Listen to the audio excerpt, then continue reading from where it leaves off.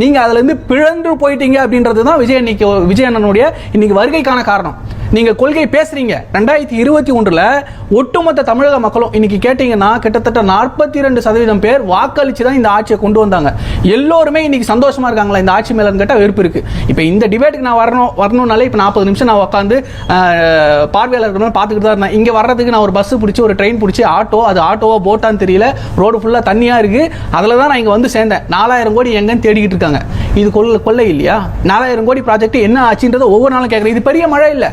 2 வருஷமாக திமுக ஆட்சியை மழை காப்பாத்திக்கிட்டு இருக்கு. பெரிய மழை இல்லை, அதனால நம்ம தப்பிச்சுக்கிட்டு இருக்கோம். அதனால இங்க சீரும் சிறப்புமா ஆட்சி நடக்குதுன்ற அர்த்தம் கிடையாது.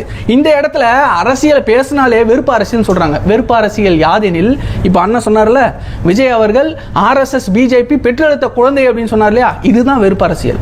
இங்க ஒரு பிறப்பால நீங்க ஏற்ற தாழ்வுன்னு பேசக்கூடிய, மதவாதம் பேசக்கூடிய பாஜகவை எங்களுடைய கொள்கை எதிரின்னு அறிவிச்சிட்டு விஜய் நான் அரசியல் பண்ணிட்டு இருக்காரு.